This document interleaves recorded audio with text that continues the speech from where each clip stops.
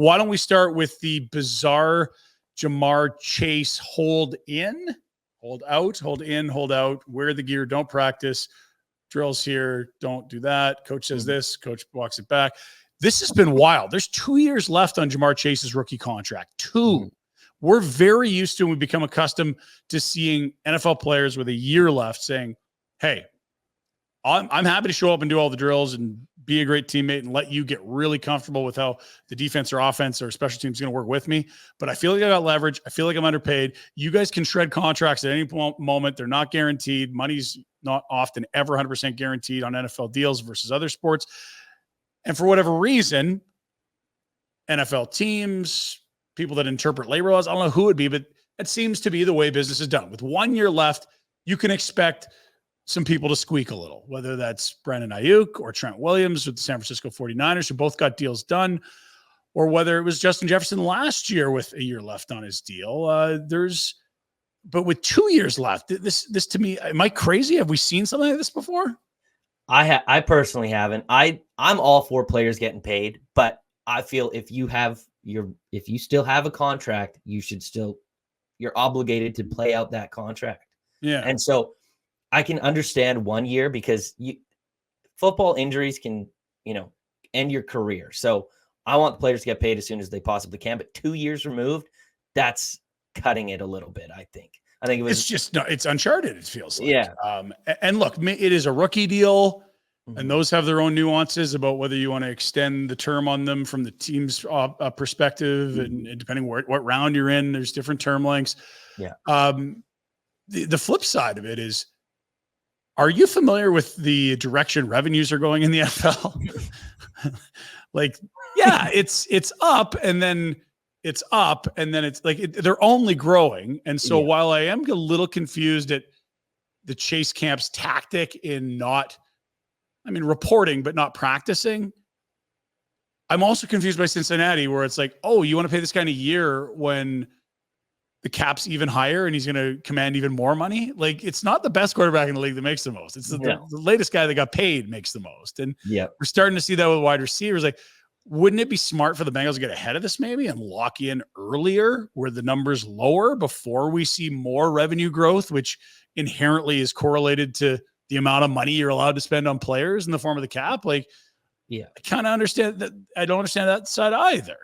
Me neither. Like, his negotiating tactic is he's like, I just want one more penny than Justin Jefferson is reportedly what's coming out. But I agree. Why not get to it now? You're eventually going to pay him. You're not going to let him go or trade him. He's too big of a superstar. Yeah. Why not pay him that right now? Because like you said, next year, if he has a breakout year, he'll only go up from there. So maybe he's going to be demanding 40. Who knows? The Ayuk deal is interesting because it's like, you're like, okay, good. That was a very high profile hold in and it's over. But he's not a good comp for Chase, right? Like he hasn't had that I'm the undisputed alpha number one on my team, never mind potentially even the league. Ayuk's been a very, very good receiver behind Debo in an offense that's had an elite tight end and for the last couple of years, the top running back in the sport. So I don't know that the Ayuk resolution really did much for the Chase camp. Is that fair? Yeah, I don't think so at all. I never saw them in the same ballpark at all. Yeah. So yeah, I don't understand. There's rumors that, the owner of the Bengals usually doesn't like to pay his guys. He'll usually kind of withhold that, not want to pay his superstars what they're worth. But so maybe that's kind of what's going on here, but I don't understand. If he has a superstar season, he's going to command 40. And and he's going to get the money. Like, here's the thing, Bengals. If you don't want to pay it, okay, well, he'll just go get it somewhere else. But they've been difficult with T. Higgins. He's on his way out too. Yeah, he's playing, I believe, on a franchise tag, and he's done at the end of the year. So I think everyone's moved on from that. So what are you going to do? Let both those guys? No, you're going to pay Chase. So exactly. I don't know why you're waiting. It's the same thing with the CeeDee Lamb thing. And that's probably the place to go because the Lamb is a much better comp for Chase. In terms of their career trajectory, their ceilings, how explosive they can be, their ability to be the top wide receiver in the sport in a given year. Mhm. And you just watch Dallas kick it down the road, kick it down the road, kick it down the road, and then probably give the exact dollar amount that could have got it done months earlier. When he could have been there for the full training camp and everything. Right. Like, why are they delaying it? I think it might be a little ego thing for Chase, because him and Justin Jefferson played on LSU together with Okay. Joe Burrow. In their time there, Chase was always regarded as the wide receiver one. And so now coming into the NFL, he thinks he should get paid more than Jet is. And look, it doesn't mean he's better. Do you want to hear the list of guys that make more money than Patrick Mahomes? I got it here for you. Kirk Cousins, Deshaun Watson, Kyler Murray, Jalen Hurts, Lamar Jackson, Justin Herbert, Jared Goff, Tua Tagovailoa, Trevor Lawrence, Jordan Love, Joe Burrow.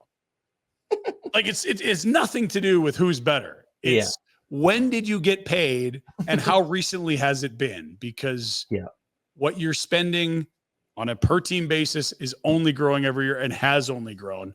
I find this stuff absolutely bizarre. Wild. Yeah. And then where the rubber really hits the road is, okay, so you're showing up to the facility, you're there, you're just not practicing. Mm-hmm.